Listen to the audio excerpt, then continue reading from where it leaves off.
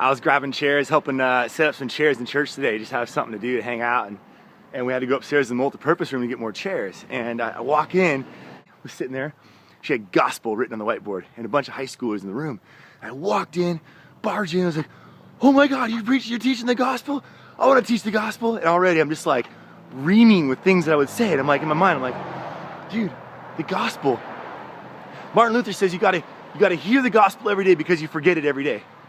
And I was like, you're holy, boys and girls. You're good. You've been redeemed, you know, and just all the things that I would say, like, it's just like Matthew, Mark, Luke, and John is not the gospel. Those are accounts of Jesus' life. Jesus died on the cross and rose again. That's the gospel. And what does that mean? It means you've been co-crucified with him. That makes no sense. That's really weird. And he's like, well, first of all, what have you been saved from? It's what, why, and how. And I'm like, what have you been saved from? Okay, listen. I know this talk about sin is kind of confusing and kind of sounds weird, but let's just look at it this way. Let's just take the word sin out of the equation. Let's talk about right and wrong. We're going to talk about the tree of the knowledge of good and evil. So, the tree of the knowledge of good and evil, that's the tree that Adam and Eve ate from. They weren't supposed to, that God didn't want them to eat from. Well, they became aware of evil. And in doing so, they also did evil. And so, through the one man, Adam, has been, all of mankind has been fallen because we become aware of right and wrong. And we're aware that now we're wrong. So whatever sin is, we don't even need to worry about that. I think most all humanity agrees there's right and there's wrong. Whatever that is in your book doesn't even matter.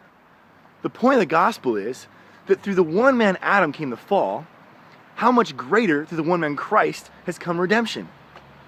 That Christ has redeemed right and wrong. Now back it up again. Right and wrong. So you have this awareness that there's right and there's wrong. And so you feel this problem, you feel this lack, you feel like, okay, this is right, that's wrong, I need to do right. And that's where we get law. That's where we get religions of the world. All the people are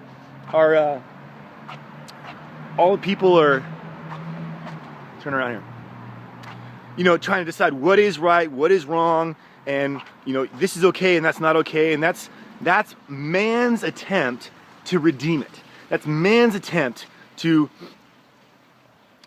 solution for right and wrong. And so that we know we're supposed to be right, we know that's our portion, we know that's our identity, and we sense that wrong is bad. So man's attempt to fix right and wrong, to correct right and wrong, is to create laws and to create religions. And that's our attempt to fix ourselves, to make ourselves better, to save ourselves essentially. And so that's what Jesus has done. See, boys and girls, let me tell you something. You're holy, you're pure, you're blameless, you're perfect little boys and girls, you know? And that's the gospel, is that it's a gift. That right and wrong have been redeemed. That you've been made new, you've been made holy, that your essence before, your very nature was a fallen nature.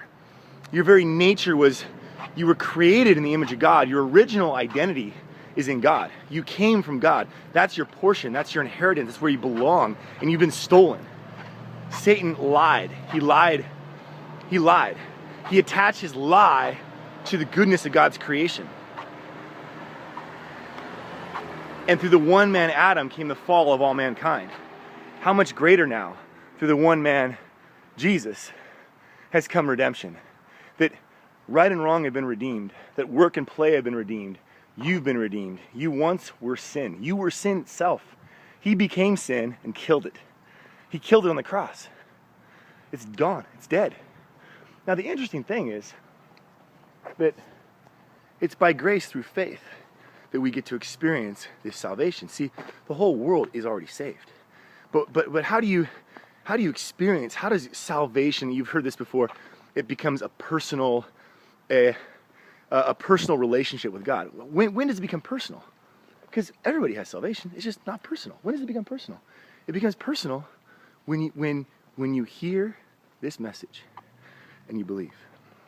Then you begin to experience the overflowing, abundant, blissful love of the gift of this redemption in your life. And so then it begins to manifest in the natural realm. Then the reality of who you are begins to manifest through you. Let me tell you something.